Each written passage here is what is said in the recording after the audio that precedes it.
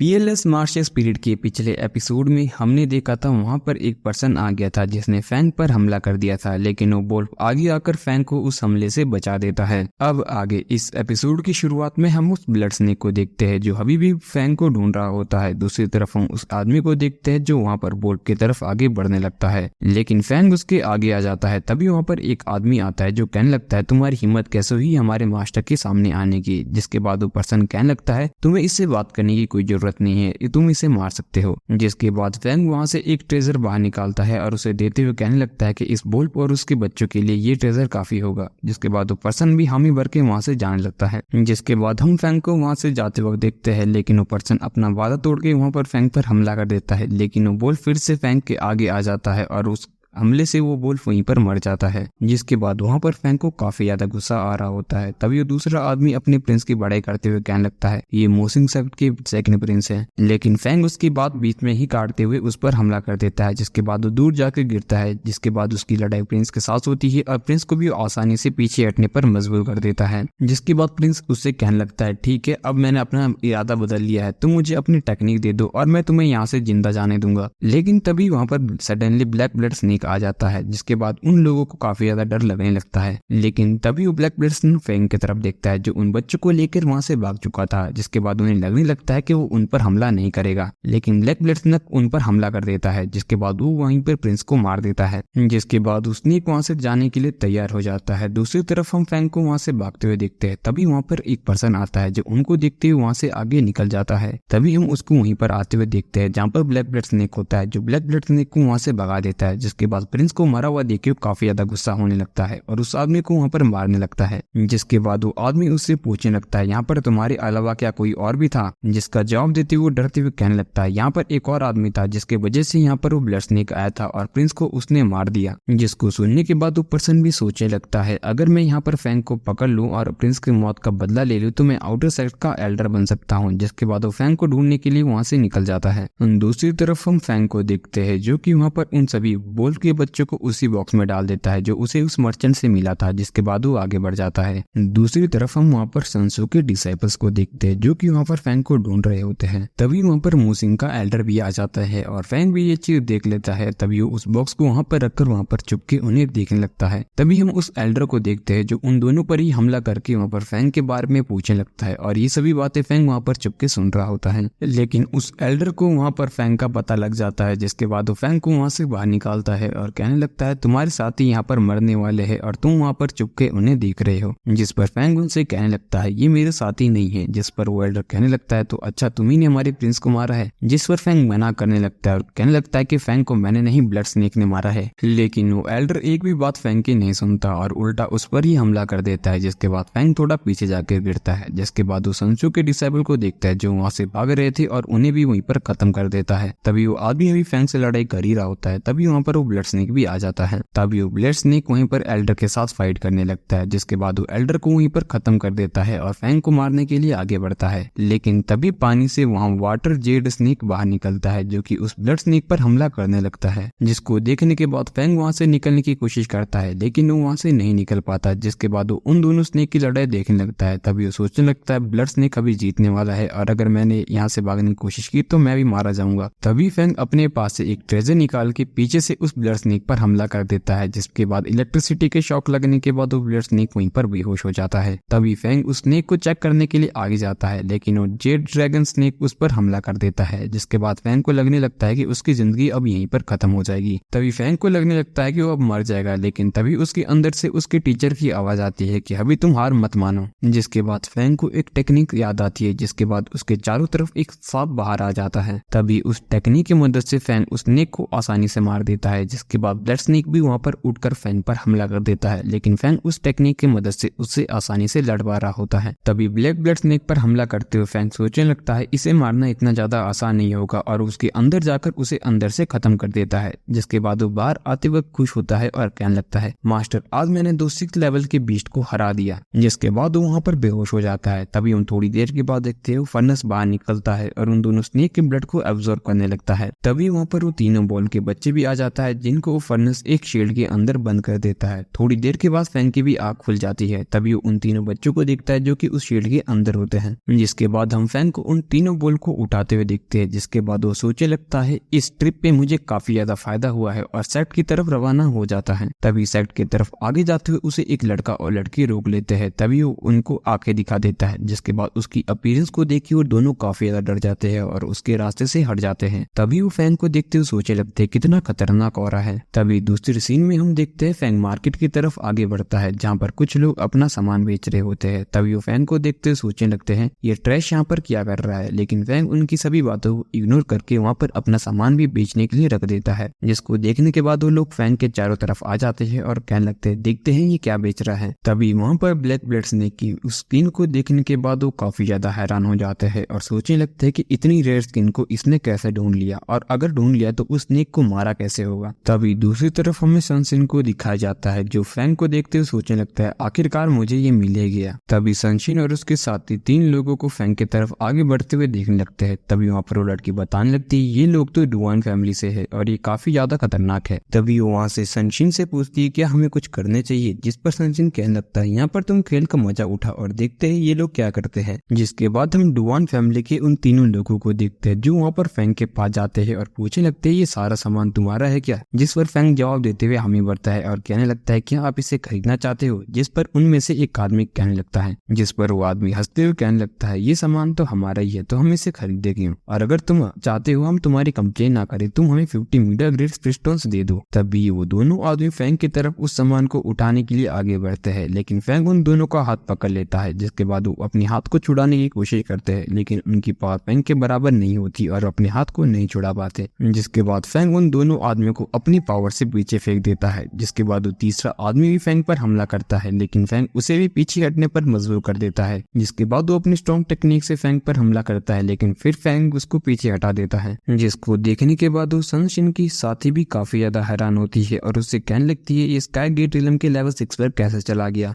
कुछ दिन पहले तो ये इतने लेवल पर नहीं था। जिसके बाद सनशिन भी वहाँ से गुस्से में चला जाता है। तभी फैंग उस आदमी की तरफ आगे बढ़ते हैं जिस पर वो फैंग से माफी मांगते हुए कहने लगता है अगर तुम मेरी जान को छोड़ दोगे मैं तुम्हें मीडिया ग्रेड स्पिस्टोन दे दूंगा। जिसके बाद वो दोनों आदमी पीछे से फैंग पर फिर से हमला करते हैं। जिसके बाद फैंग उनके हमला रोकते हुए उल्टा उन पर हमला कर देता है। तभी ये मौके का फायदा उठाकर वो आदमी भी फैंग पर पीछे से हमला करता है लेकिन फैंग उसकी निडल को वहीं पर पकड़कर उल्टा उस पर हमला कर देता है। जिसके बाद वहाँ पर फैंग को कुछ स्पिस्टोन देके कहने लगता है कि प्लीज तुम मेरी जान को छोड़ दो। जिसके बाद फैंग कहने लगता है कि तुम जैसे लोग हमेशा ही ऐसा करते हो लेकिन मैं तुम्हारे लिए उदाहरण सामने स्थापित करना चाहता हूं। जिसके बाद फैंग उसके कल्टीवेशन को वहीं पर डिस्ट्रॉय कर देता है और हमें यहाँ पर फैंग के कैरेक्टर का भी पता लग जाता है कि अपने दुश्मनों को आसानी से नहीं छोड़ता है। जिसके बाद फैंग वहाँ से चला जाता है। तभी हम दूसरी तरफ उस आदमी को देखते हैं जिसे उसके दोनों साथी वहाँ से उठा लेते हैं। तभी वो आदमी उनको फोर्थ ब्रदर को बुलाने को कहता है और वहीं पर बेहोश हो जाता है। दूसरी तरफ हम फैंग को देखते हैं जो एक दुकान में जाकर उस सामान को बेचने की कोशिश करता है। तभी वो दुकानदार उसको सामान दिखाने को कहता है। तभी फैंग उस ब्लड स्नेक की स्किन को वहीं पर रख देता है और साथ में एक टेक्निक भी जिसको देखने के बाद वो पर्सन काफी ज्यादा हैरान हो जाता है और वो सोचने लगता है कि मास्टर को भी तो यही चीज चाहिए थे। जिसके बाद वो फैंग से कहता है ब्लैक ब्लड स्नेक की स्किन वैसे तो रेयर है लेकिन इस पे काफी ज्यादा कट है और साथ में जो तुम्हारे पास ये टेक्निक है ये काफी लो ग्रेड की है। जिसके बाद फैंग उससे उसका प्राइस पूछता है। तभी वो दुकानदार कहता है मैं तुम्हें सिर्फ इसके 20 मीटर ग्रेड स्पिस्टोन दे सकता हूँ। जिसके बाद फैंग अपना सामान उठाकर वहाँ से निकल जाता है और फैंग को वहाँ से जाते हुए देखकर वो आदमी काफी ज्यादा हैरान होता है और फैंग से कहने लगता है कि तुम इस डील को खोने के बाद बहुत ज्यादा पछताओगे। लेकिन फैंग उसको इग्नोर करके वहाँ से दूसरे दुकान में चला जाता है। जिसके बाद फैंग वहाँ पर दूसरे दुकानदार को उन दोनों चीजों का प्राइस कहने को कहता है। जिसके बाद वो दुकानदार स्नेक की स्किन के लिए वहाँ पर उसको 100 मीटर ग्रेड स्पिस्टोन देने को कहता है। जिस पर फैंग मना करते हुए कहता है कि सिर्फ उसे 40 मीटर ग्रेड स्पिस्टोन चाहिए। जिस पर वो पर्सन हैरान होते हुए कहता है हमेशा मैंने प्राइस बढ़ाते हुए देखा है लेकिन आज तक किसी ने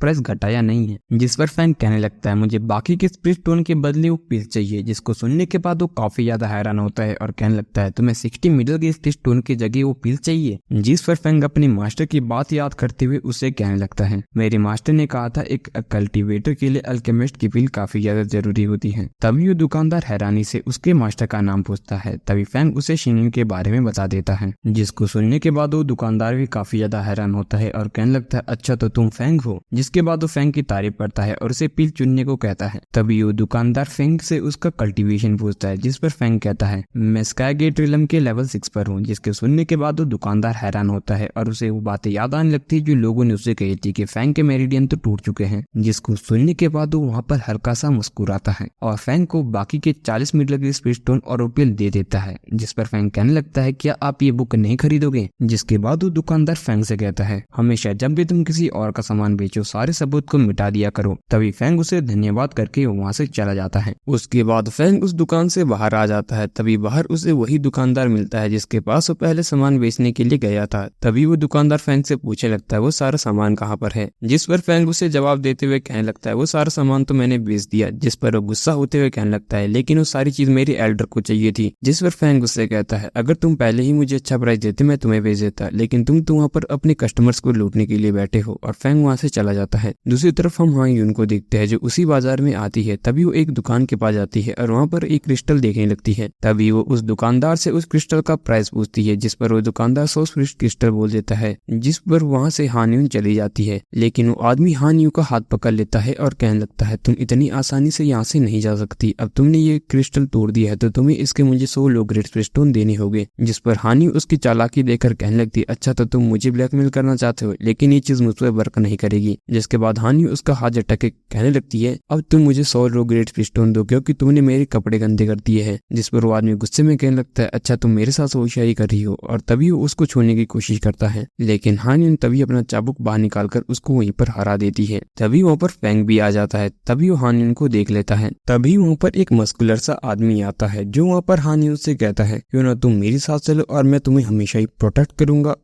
और ये एपिसोड यहीं पर खत्म हो जाता है। गाइज आपको ये एपिसोड कैसा लगा कमेंट में बताइए और अगला एपिसोड आपको सून देखने को मिल जाएगा।